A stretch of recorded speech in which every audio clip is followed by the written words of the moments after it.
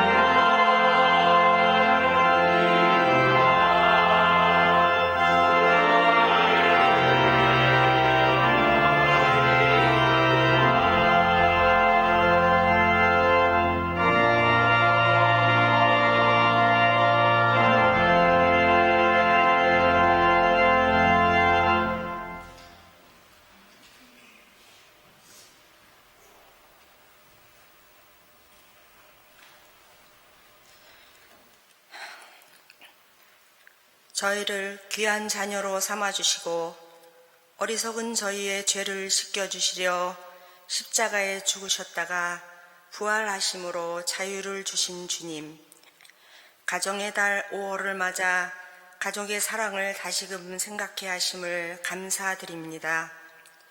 부모님을 통해 이 세상에 태어났던 저희들, 어린 시절 부모님, 학교, 교회 등등을 통해 주님의 사랑을 받으며 자랐습니다.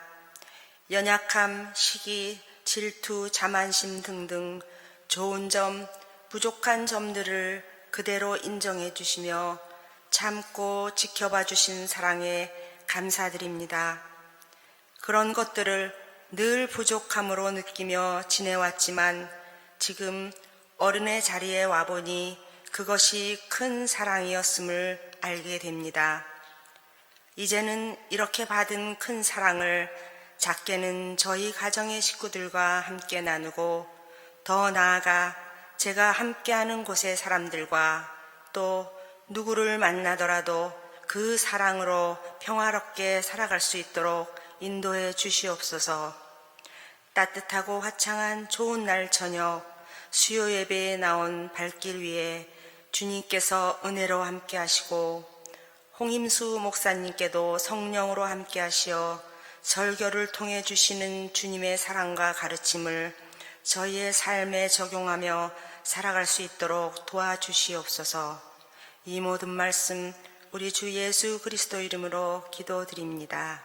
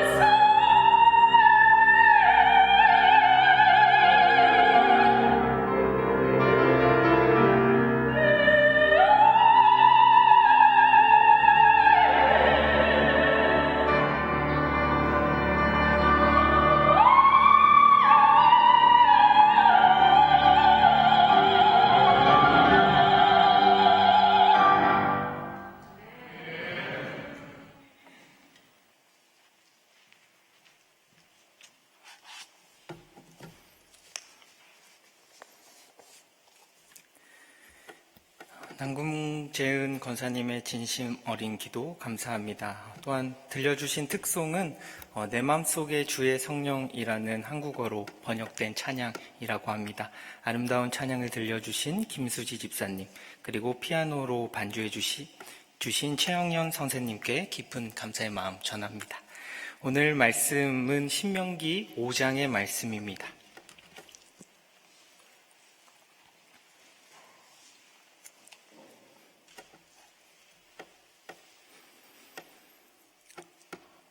신명기 5장의 말씀 저희 한 절씩 교독하겠습니다.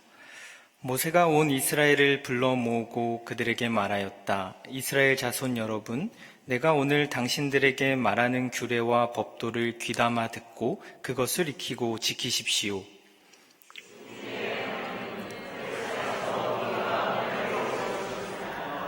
주님께서 이 언약을 우리 조상과 세우신 것이 아니라 오늘 여기 살아있는 우리 모두와 세우신 것입니다.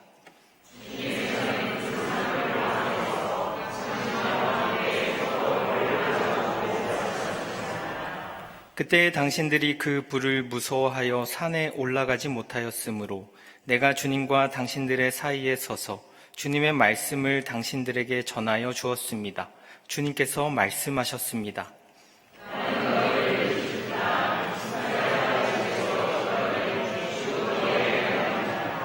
너희는 내 앞에서 다른 신들을 섬기지 못한다.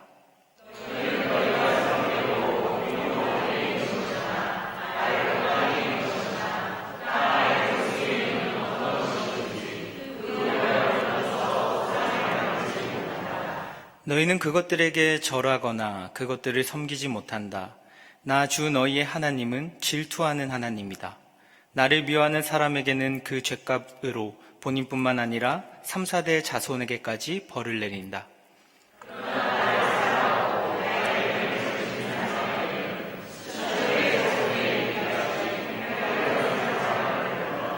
너희는 주 너의 하나님의 이름을 함부로 부르지 못한다. 주는 자기 이름을 함부로 일컫는 사람을 죄 없다고 하지 않는다.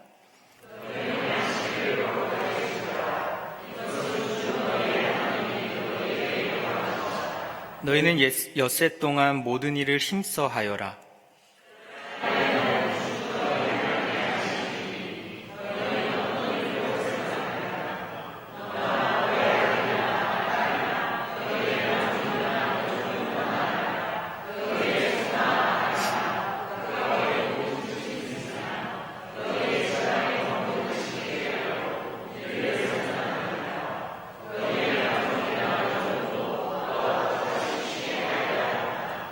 너희는 기억하여라. 너희가 이집트 땅에서 종살이를 하고 있을 때에 주 너희의 하나님이 강한 손과 편팔로 너희를 거기에서 이끌어내었으므로 주 너희의 하나님이 너에게 안식일을 지키라고 명한다.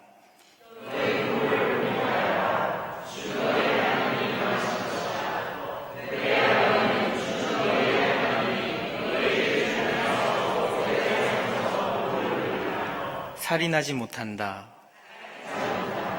도둑질하지 못한다. 이웃의 아내를 탐내지 못한다. 이웃의 집이나 밭이나 남종이나 여종이나 소나 낙이나 할 것 없이 너희 이웃의 소유는 어떤 것도 탐내지 못한다.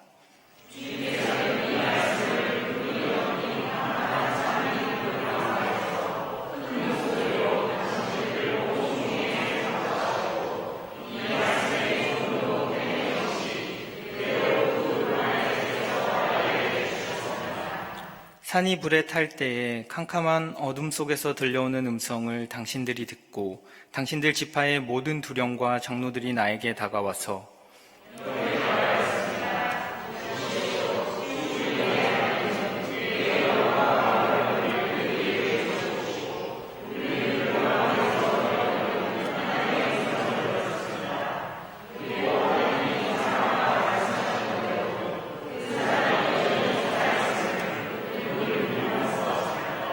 그런데 지금은 이 큰 불길이 우리를 삼키려고 하고 있으니 어찌하여 우리가 죽음의 위협을 받아야 합니까? 우리가 주 우리 하나님의 음성을 다시 듣는다면 우리는 죽을 것입니다.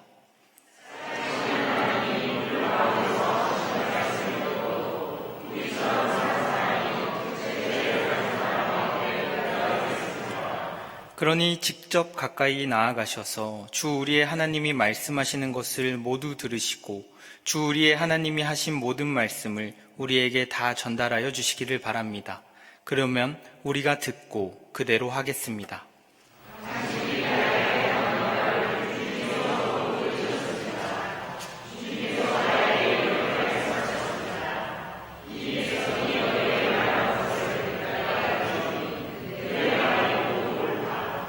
그들이 언제나 이런 마음을 품고 나를 두려워하며 나의 모든 명령을 지켜서 그들만이 아니라 그 자손도 길이길이 잘 살게 되기를 바란다.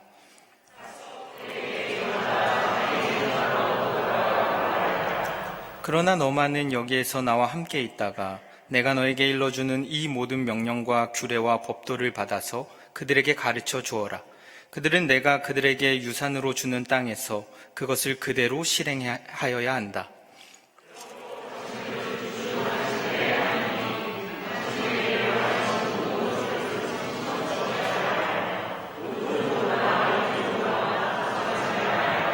함께 읽겠습니다. 당신들은 주 당신들의 하나님이 명하신 그 모든 길을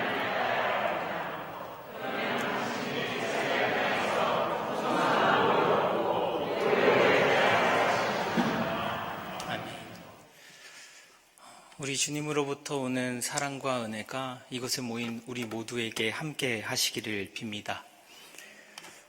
우리의 삶은 모호합니다.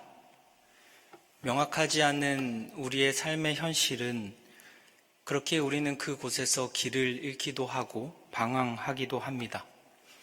그러나 어느 순간 우리는 선택의 기로에 놓이게 되며 그 선택의 책임은 오롯이 스스로 짊어져야 합니다.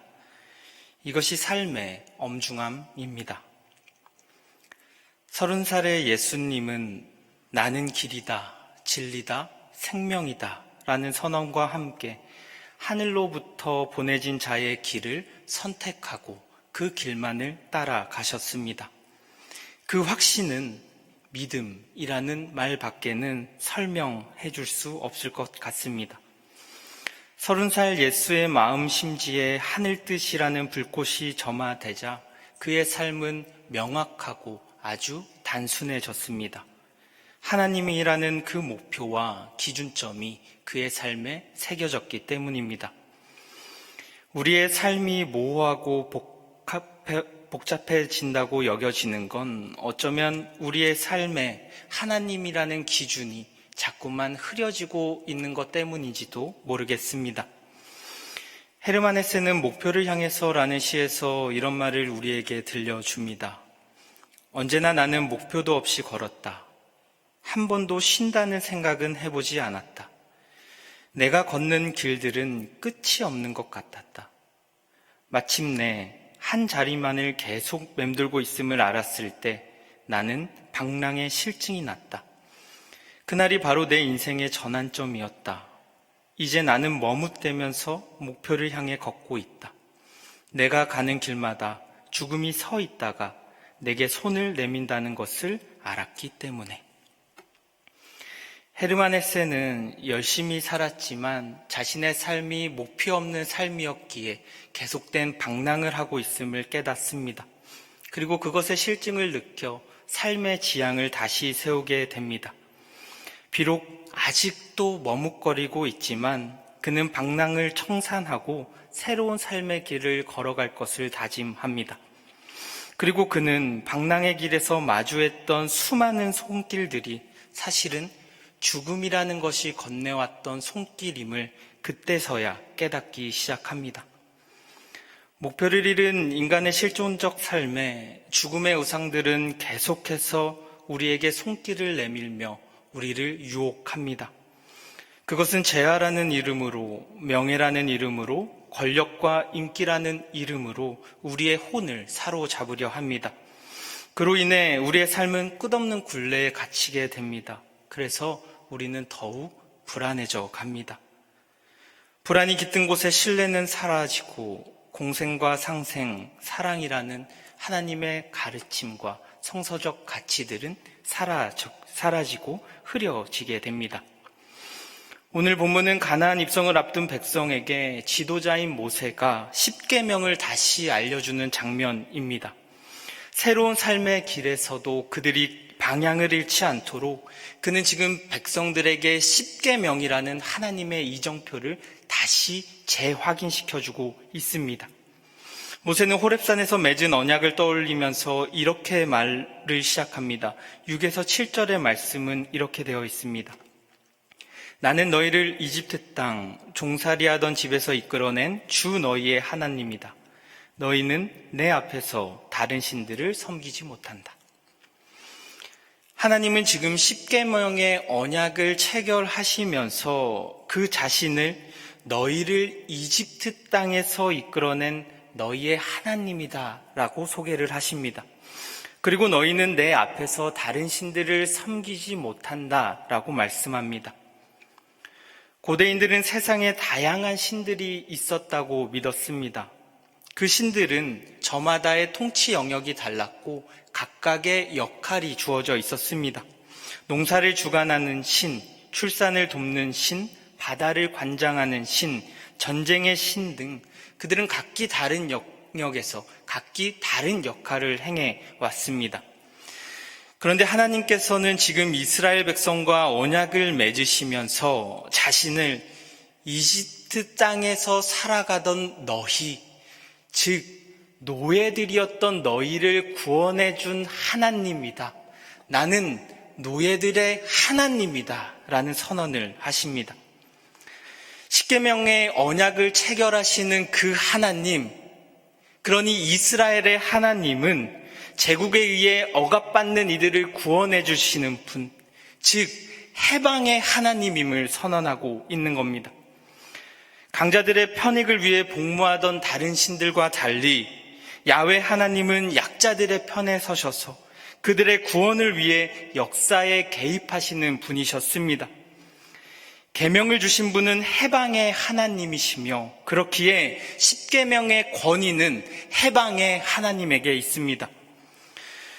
어쩌면 교회의 방랑은, 그리고 교회의 방황은 우리가 믿는 하나님이 해방의 하나님임을, 노예들의 하나님임을 잊은 데서부터 시작하고 있는 것인지 모르겠습니다. 우리는 우리의 기준을 다시 세우고 우리의 지향을 다시 세워야 합니다. 해방의 하나님, 그 하나님이 우리의 하나님이심을 잊지 말아야 합니다. 노예들을 해방시켜 주신 하나님은 그들을 계약의 주체이자 상대자로 세워주시며 그 첫째 계명을 이렇게 말씀합니다. 너희는 내 앞에서 다른 신들을 섬기지 못한다. 그리고 하나님은 다른 우상들을 만들고 섬기지 말라고 명하시면서 그 이유를 이렇게 말씀합니다. 9절의 상반부는 이렇게 되어 있습니다. 너희는 그것들에게 절하거나 그것들을 섬기지 못한다. 나 주 너희의 하나님은 질투하는 하나님이다. 하나님은 우상 섬김을 금지하시면서 그 이유를 하나님께서 질투하는 하나님이기 때문이다 라고 말씀합니다. 여기에서 질투에 해당하는 단어는 칸나입니다. 이것은 불이나 열기를 뜻하는 어근에서 파생된 단어로서 그래서 이 단어에는 불타는, 열렬한, 열정적인 이라는 의미들도 내포되어 있습니다. 그렇게 사실 이 칸나는 질투로만 번역할 수 없는 복합적인 감정의 단어입니다. 사랑, 염원, 분노 등의 감정을 내포하고 있습니다.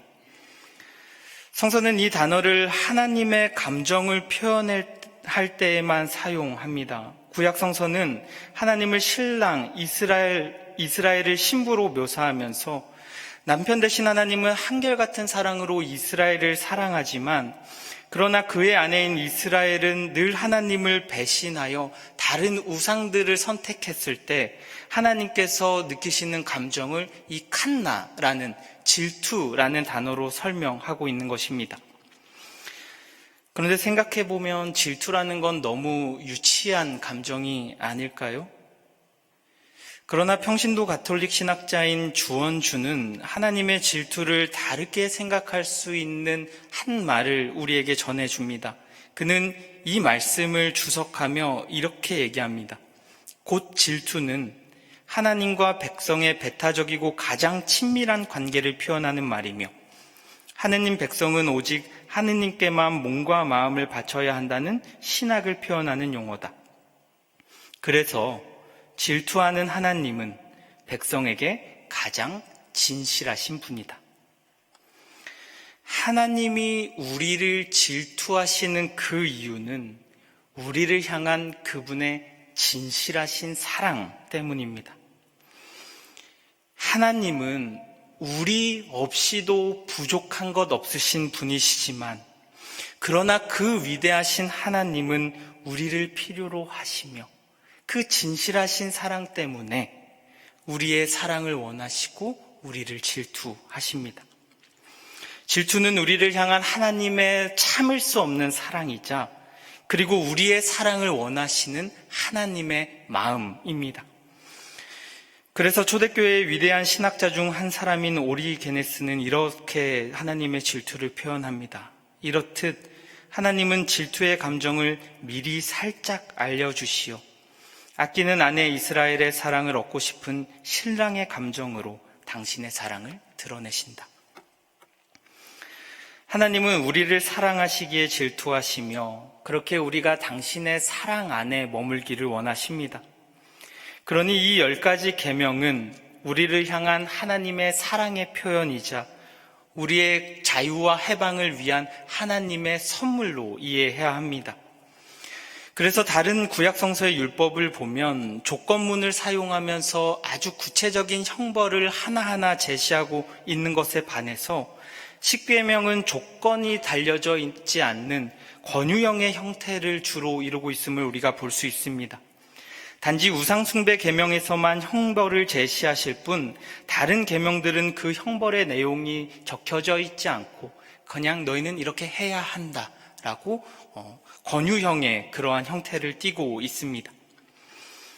하나님은 우리가 형벌에 대한 두려움으로 인해 이 계명들을 지키기를 원하시지 않으십니다. 하나님은 우리가 하나님을 향한 사랑으로 인해 이 계명을 자발적으로 따를 것을 원하십니다. 그리고 하나님은 그런 이들에게 이런 약속을 주십니다. 10절의 말씀입니다. 그러나 나를 사랑하고 나의 계명을 지키는 사람에게는 수천대 자손에 이르기까지 한결같은 사랑을 베푼다.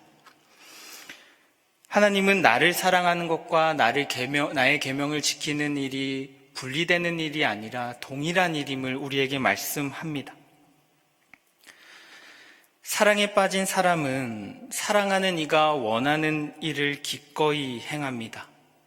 사랑한다라고 말하면서 제 좋을 대로만 행한다면 그것은 거짓입니다. 만약 우리가 하나님을 사랑하고 있다면 우리는 그의 계명대로 살아야 합니다. 그런데 하나님의 계명을 지키는 일은 오히려 우리가 하나님의 사랑을 느낄 수 있는 가장 빠른 길일 수도 있습니다. 왜냐하면 계약은, 그리고 이 계명은 우리의 참 자유와 해방된 삶을 위해 주어주신 하나님의 선물이기 때문입니다. 언약의 준수는 하나님을 향한 우리의 사랑을 보이는 길이자 동시에 우리를 향한 하나님의 사랑을 느낄 수 있는 길이기도 합니다. 이 길대로만 산다면 우리는 자유된 삶을 누릴 수 있기 때문입니다. 그래서 하나님은 나의 이름을 함부로 부르지 말라고 말씀하시며 이렇게 말씀하십니다. 12절의 말씀은 이렇습니다. 너희는 안식일을 거룩하게 지켜라. 이것은 주 너희의 하나님이 너희에게 명한 것이다. 어쩌면 현대사회를 살아가는 많은 사람들에게 이 계명처럼 절실한 계명은 없을지도 모르겠습니다. 오늘날 사람들은 바쁘다는 말을 입에 달고 삽니다.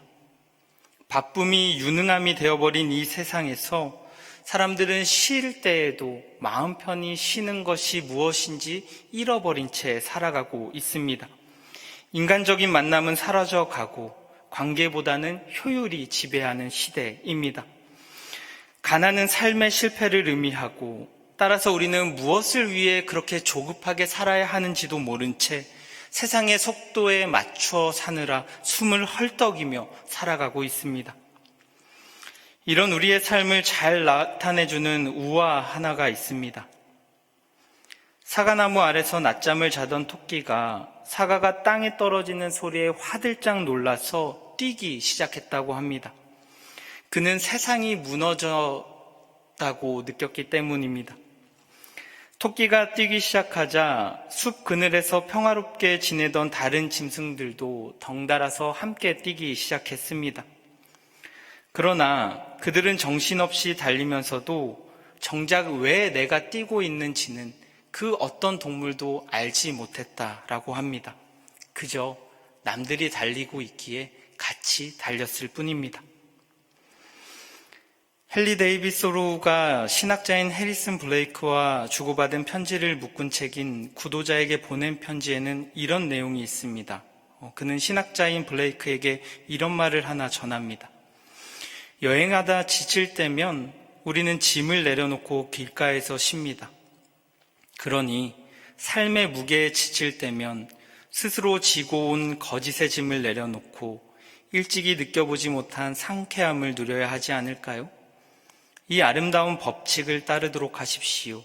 그것에 저항하면서 자신을 지치게 하지 마십시오. 육체를 쉴 때 우리는 육체를 지탱해온 힘을 멈춥니다. 그리고 대지의 무릎 위에 편안히 눕습니다. 마찬가지로 우리의 정신을 쉬게 할 때도 우리는 위대한 정신 위에 누워야 합니다. 안식은 세상의 흐름에 가빠진 우리의 호흡을 하나님의 정신에 맞추어서 다시금 본래적 속도로 되돌리는 행위입니다.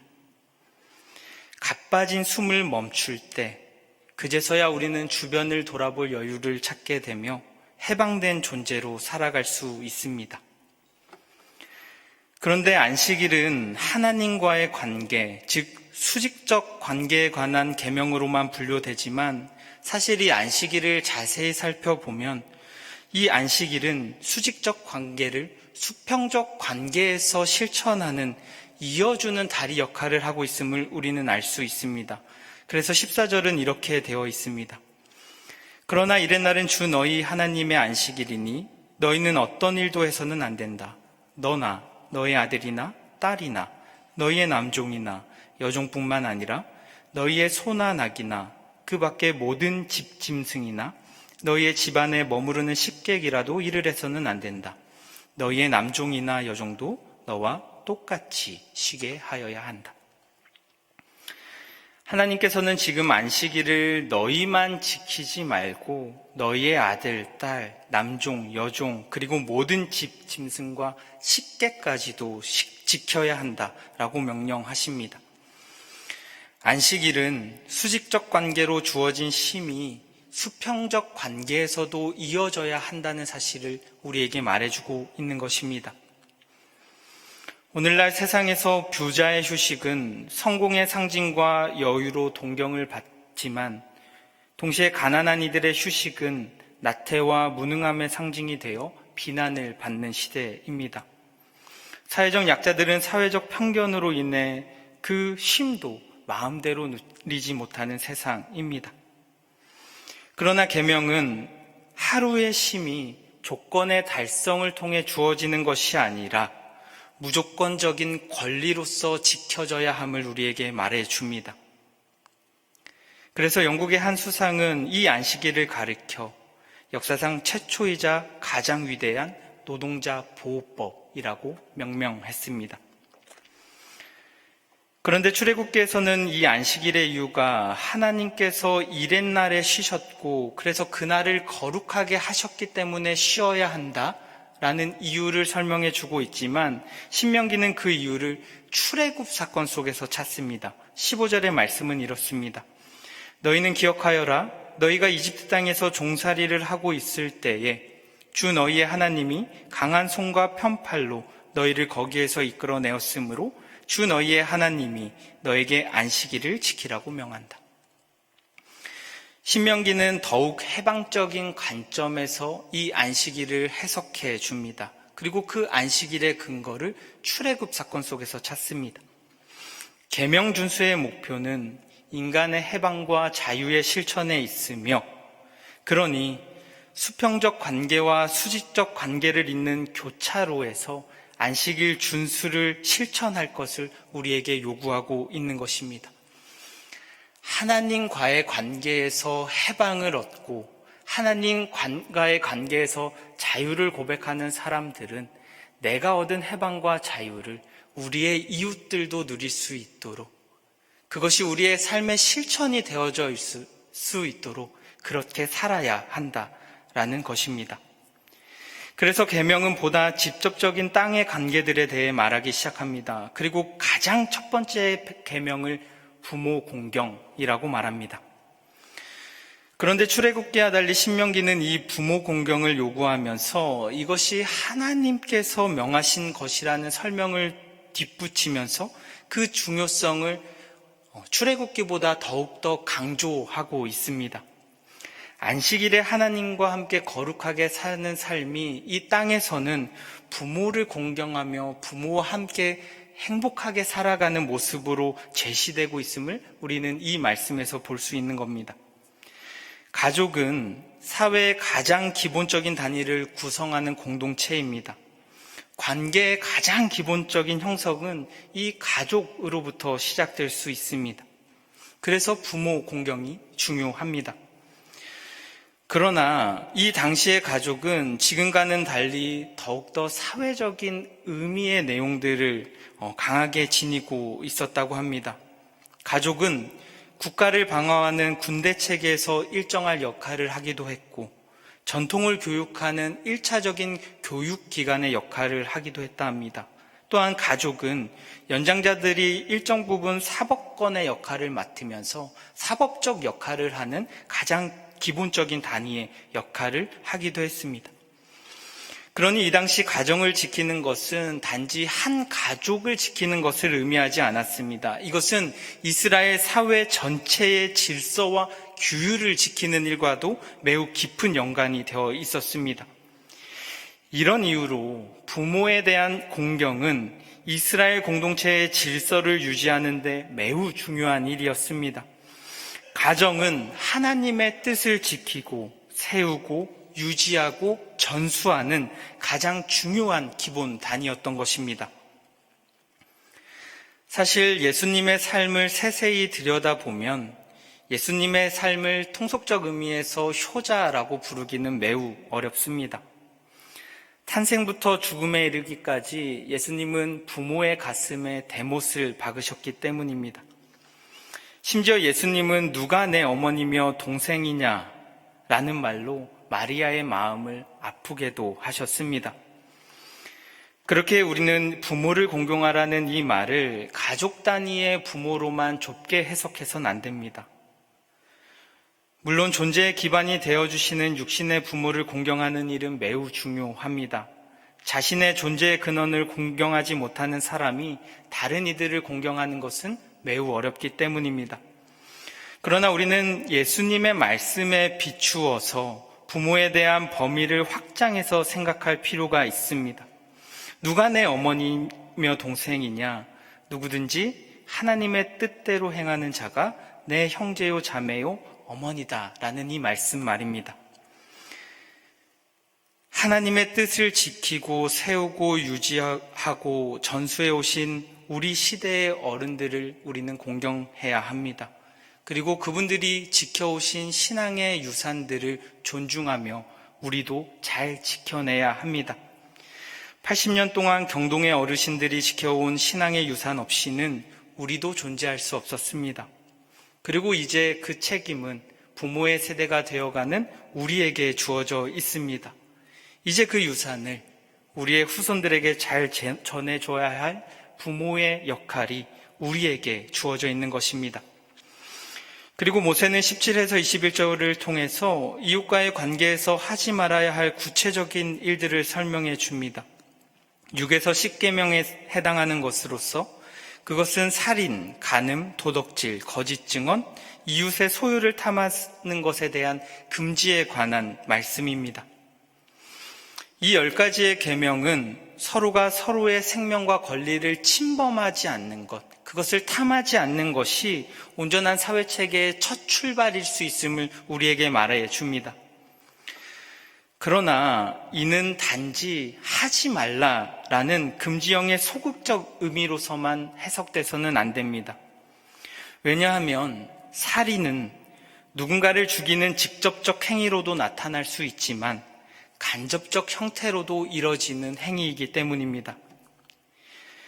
에밀 드리켐이라는 한학자는 자살론이라는 자신의 책에서 이 자살이 개인적인 현상이 아니라 사회적인 현상이며 공동체적인 형상임을 우리에게 말해줍니다.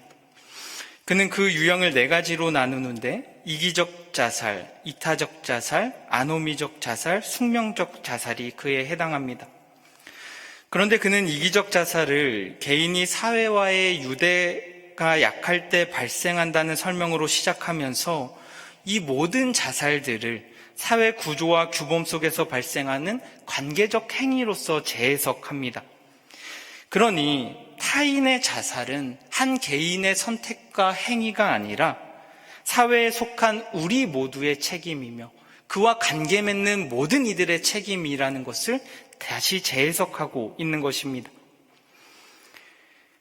그러니 세계에서 자살률이 가장 높은 한국에 사는 우리는 그들의 죽음으로부터 자유로울 수 없습니다. 계명의 실천은 단지 누군가를 죽이지 않는 것으로만 지켜질 수 있는 것이 아니라 이 사회적 죽음을 방지하고 함께 살아갈 수 있는 사회적 토대를 마련해 나가는 것으로부터 지켜줄 수 있다라는 것입니다.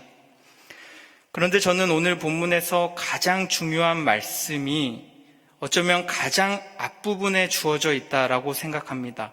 그것은 2절에서 4절까지의 말씀입니다. 우리가 함께 봉독했으면 좋겠습니다.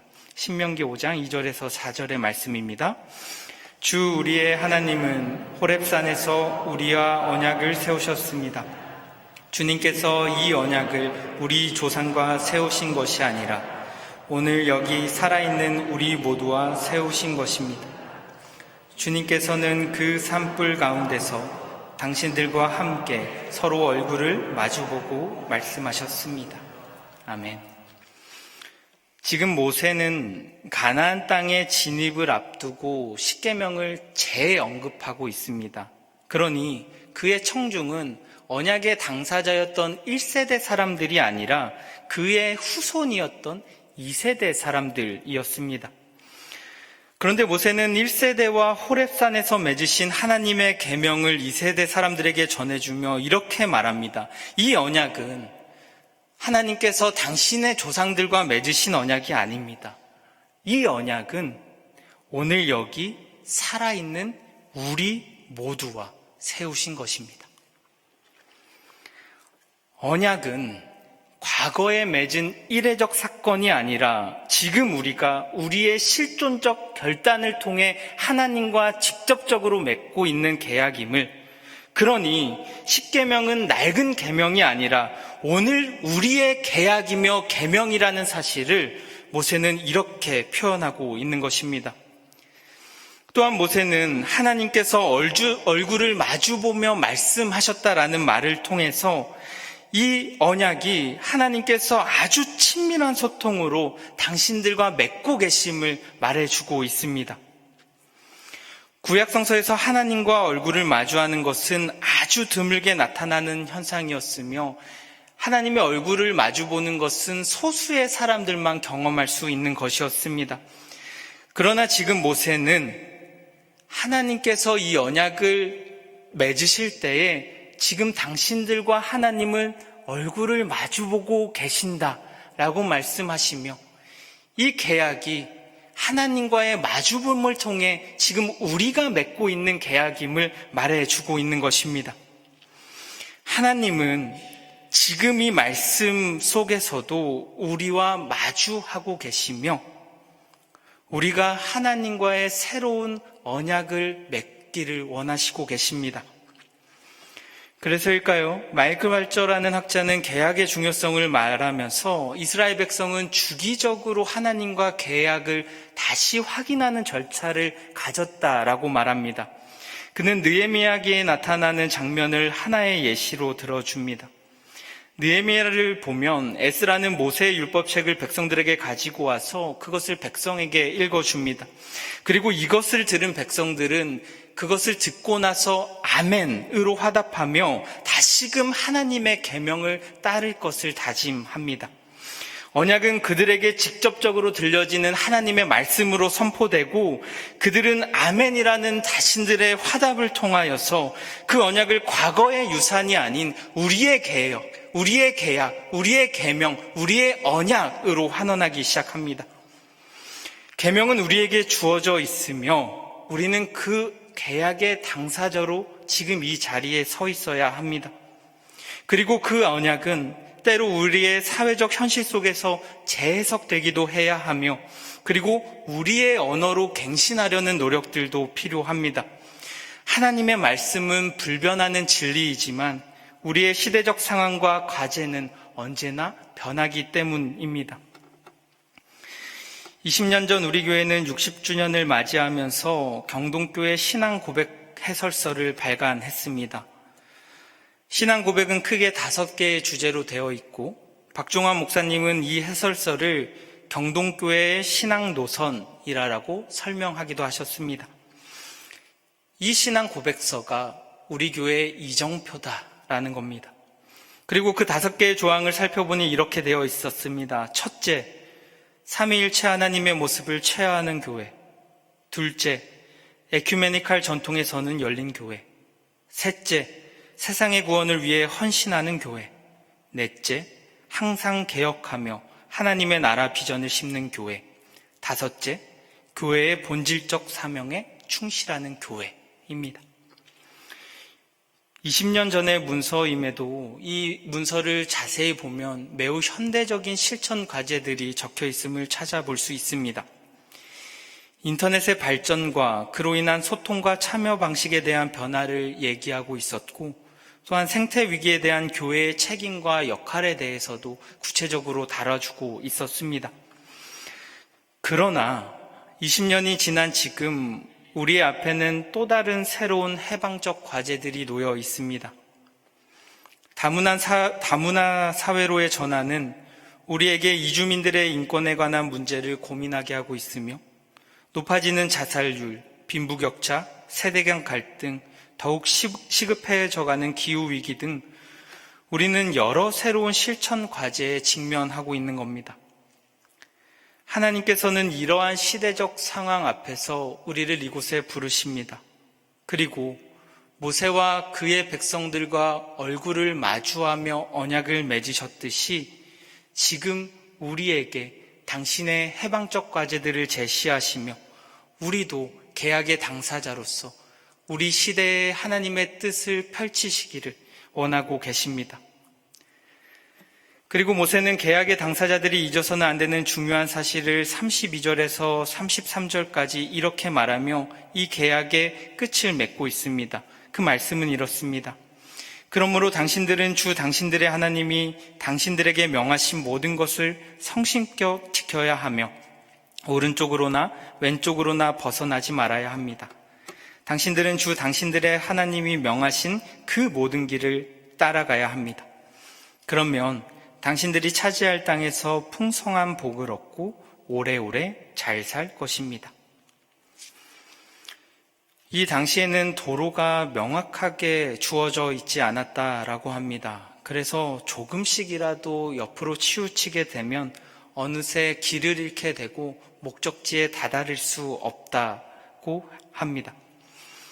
목적지로 가기 위해서는 중심을 잃지 말았어야 하며 그리고 그 길만을 명확하게 따라야 했습니다.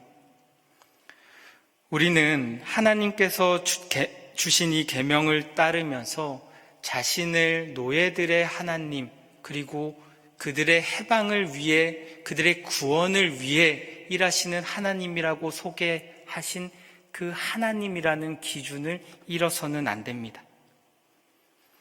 예수께서 보여주신 구원과 해방의 길을 따르며 오늘 우리의 십자가의 길을 따라야 합니다. 하나님은 죽음을 향해 치닫고 있는 이 세상 속에서 우리 경동교회를 당신의 언약의 체결자로 부르셨습니다. 80주년을 맞이하는 오늘, 우리가 주님과의 새로운 언약을 맺어 이 세상을 모든 사람이 평등하고 존엄하게 살아가는 하나님 나라를 이룰 수 있기를, 우리에게 주어진 그 계명을 따라 예수 그리스도의 십자가의 길을 함께 걸어갈 수 있기를 소망합니다. 함께 기도하시겠습니다. 우리에게 참 자유와 생명을 주시는 하나님, 길을 잃어 방황하는 우리를 불쌍히 여겨 주시옵소서. 우리의 중심에 하나님만을 모시고 주님이 주신 그 계명 따라 참 자유와 해방을 위한 길을 걷게 하여 주시옵소서.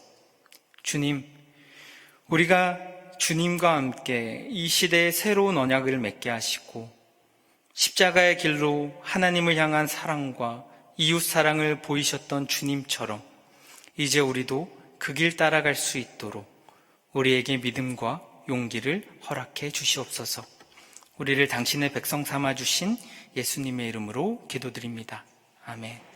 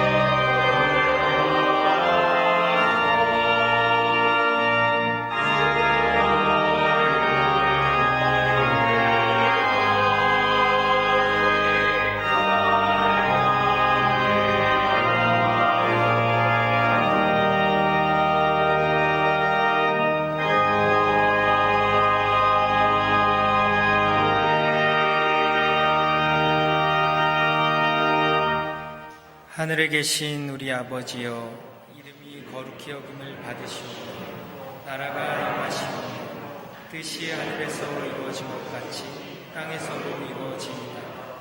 오늘 우리에게 일용할 양식을 주시옵고 우리가 우리에게 죄진 자를 사하여 준 것 같이 우리 죄를 사하여 주시옵고 우리를 시험에 들게 하지 마시옵고 다만 악에서 구하시옵소서.